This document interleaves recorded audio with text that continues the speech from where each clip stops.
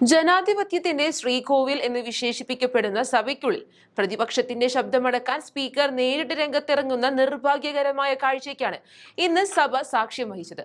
എന്നാൽ ഏത് അധികാര ഗർവിനും ഭീഷണിപ്പെടുത്തലിനും മുന്നിൽ തലകുനിക്കാത്ത ഒരു നേതാവായി വി.ഡി. സതീശൻ ഇന്ന് സഭയിൽ ആഞ്ഞടിച്ചു. സ്വർണ്ണക്കൊള്ളയും പയ്യന്നൂരിലെ CPM ഫണ്ട് തട്ടിപ്പും സഭയിൽ ചർച്ചയാകുമെന്ന് ഭയന്ന ഭരണകൂടം സ്പീക്കറെ ഒരു കവചമായി ഉപയോഗിച്ച് പ്രതിപക്ഷത്തെ നിശബ്ദമാക്കാൻ ശ്രമിച്ചു. പക്ഷേ മൈക്ക് ഓഫ് ചെയ്തും ഇരിപ്പിടത്തിലിരിക്കാൻ ആജ്ഞാപിച്ചും സതീശനെ തളയ്ക്കാൻ നോക്കിയ സ്പീക്കർ AN ഷംസീറിന് കിട്ടിയത് അർഹിച്ച മറുപടിയാണ്. കേരളം ഉറ്റുനോക്കിയ ആ സഭാ പോരാട്ടത്തിന്റെ വിശദാംശങ്ങളിലേക്ക് നമുക്ക് കടക്കാം. പയ്യന്നൂരിലെ CPM നേതാക്കളുടെ വെളിപ്പെടുത്തലുകൾക്ക് പിന്നാലെ കോൺഗ്രസ് ഓഫീസുകൾക്കും പ്രവർത്തകർക്കും നേരെ നടക്കുന്ന ക്രൂരമായ അക്രമങ്ങൾ സഭയിൽ ഉന്നയിക്കാനാണ് പ്രതിപക്ഷം അടിയന്തര പ്രമേയത്തിന് നോട്ടീസ് നൽകിയത്. എന്നാൽ ചർച്ചയ്ക്ക് അനുമതി നിഷേധിച്ച സ്പീക്കറുടെ നടപടി ജനാധിപത്യ വിരുദ്ധമാണെന്ന് സതീശൻ ഉറക്കെ വിളിച്ചു പറഞ്ഞു. സീറ്റിലിരിക്കൂ, മൈക്ക് തരില്ല എന്ന സ്പീക്കറുടെ ധാർഷ്ട്യം നിറഞ്ഞ വാക്കുകൾക്ക് മുന്നിൽ വി.ഡി. സതീശൻ പതറിയില്ല. അദ്ദേഹം തിരിച്ചു ചോദിച്ചു, സർക്കാർ എനിക്ക് മൈക്ക് തരില്ലെന്നൊന്നും പറയല്ലേ, അങ്ങനെയൊന്നും പറയാൻ പാടില്ല. സഭയുടെ നാഥൻ എന്ന് പറയുന്ന സ്പീക്കർ ഭരണപക്ഷത്തിന്റെ സൈനികനായി മാറുന്നതിനെ അദ്ദേഹം ചോദ്യം ചെയ്തു. സ്ത്രീകളടക്കമുള്ളവരെ കുറുവടികളുമായി ആക്രമിച്ച് ആശുപത്രിയിലാക്കിയ ക്രിമിനലുകളെ സംരക്ഷിക്കാനാണോ സ്പീക്കർ ശ്രമിക്കുന്നതെന്ന് സതീശൻ ആവേശത്തോടെ ചോദിച്ചപ്പോൾ സഭ പ്രകമ്പനം കൊണ്ടു. മുഖ്യമന്ത്രിയും മന്ത്രിമാരും മറുപടിയില്ലാതെ വിയർക്കുമ്പോൾ അവരെ രക്ഷിക്കാൻ സ്പീക്കർ ഇത്രയും തരം താഴണോ എന്ന ചോദ്യം സതീശൻ ഉയർത്തിയതോടെ ഭരണപക്ഷം അക്ഷരാർത്ഥത്തിൽ പ്രതിരോധത്തിലായി. സഭാ നടപടികളുമായി സഹകരിക്കാൻ പറ്റാത്ത വിധം സ്പീക്കർ പക്ഷപാതപരമായി പെരുമാറുന്നു എന്ന് ബോധ്യപ്പെട്ടതോടെ പ്രതിപക്ഷം നടുത്തളത്തിലേക്ക് ഇറങ്ങി. പ്ലക്കാർഡുകൾ ഉയർത്തിയും മുദ്രാവാക്യം വിളിച്ചും അവർ ഡയസിനെ വളഞ്ഞു. പയ്യന്നൂരിലെ കൊള്ളയും കൊലവിളിയും മറച്ചുവയ്ക്കാൻ സ്പീക്കർ കുടപിടിക്കുകയാണെന്ന് സതീശൻ ആരോപിച്ചു. സഭയ്ക്കുള്ളിൽ സത്യം പറയാൻ അനുവദിക്കുന്നില്ലെങ്കിൽ അത് ജനമധ്യത്തിൽ പറയുമെന്ന ദൃഢനിശ്ചയമാണ് സതീശന്റെ ഓരോ വാക്കിലും കണ്ടത്. റൂൾ 50 അനുസരിച്ച് ഏത് പ്രൊവിഷൻ പ്രകാരമാണ് അടിയന്തര പ്രാധാന്യമില്ല എന്ന് പറഞ്ഞ് നോട്ടീസ് തള്ളിയതെന്ന് അദ്ദേഹം ആവർത്തിച്ചു ചോദിച്ചു. പക്ഷേ കൃത്യമായ മറുപടി നൽകാതെ സ്പീക്കർ നടപടികൾ വേഗത്തിൽ പൂർത്തിയാക്കി പിരിഞ്ഞുപോയത് സർക്കാരിന്റെ ഭയം മൂലമാണ്. അക്രമ രാഷ്ട്രീയത്തെയും ഫണ്ട് തട്ടിപ്പിനെയും കുറിച്ചുള്ള ചർച്ച സഭയിൽ നടന്നാൽ പിണറായി സർക്കാരിന്റെ മുഖം മൂടി അഴിഞ്ഞു വീഴുമെന്ന് അവർക്ക് കൃത്യമായി അറിയാമായിരുന്നു. സാധാരണഗതിയിൽ കോടതിയുടെ പരിഗണനയിലുള്ള വിഷയങ്ങളിൽ മാത്രമാണ് അടിയന്തര പ്രമേയത്തിന് അനുമതി നിഷേധിക്കാറുള്ളത്.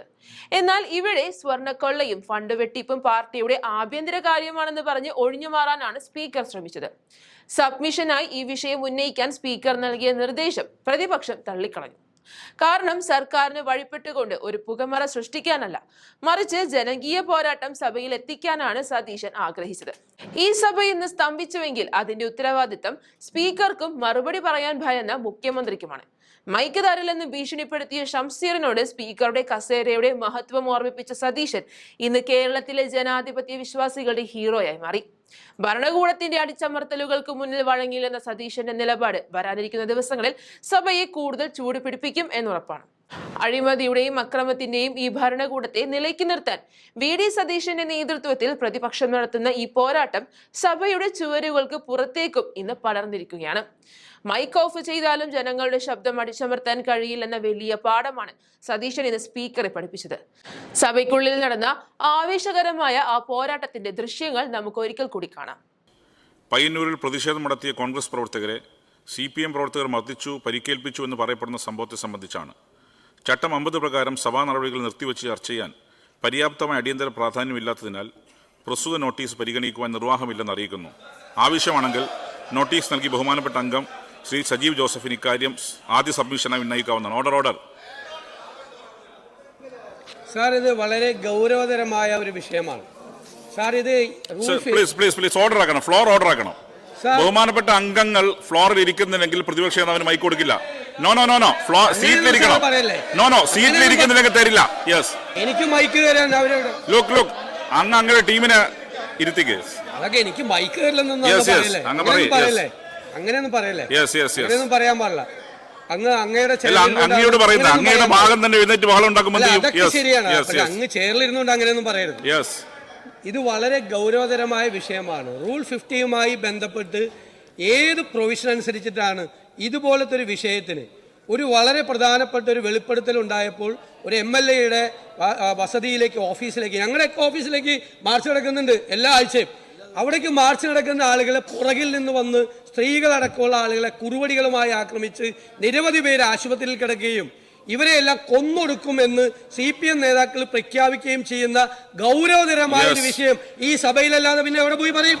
ഈ സഭ സമർപ്പിക്കുമ്പോൾ അങ്ങ് എന്തിന്റെ അടിസ്ഥാനത്തിലാണ്, ഏത് പ്രൊവിഷന്റെ അടിസ്ഥാനത്തിലാണ് ഇതിനകത്ത് അടിയന്തര പ്രാധാന്യം ഇല്ലെന്ന് പറഞ്ഞത്? ഓർഡർ അടിയന്തര പ്രമേയത്തിന് അനുമതിയില്ല എന്ന് പറഞ്ഞു. ശ്രീ ശ്രദ്ധ ക്ഷണിക്കൽ ശ്രീ P. നന്ദകുമാർ, ബഹുമാനപ്പെട്ട പൊതുവിദ്യാഭ്യാസം തൊഴിൽ വകുപ്പ് മന്ത്രി. പ്ലീസ് അങ്ങ് പറഞ്ഞു. കൊണ്ടുവന്ന 4 ലേബർ കോഡുകൾ പിൻവലിക്കണമെന്നും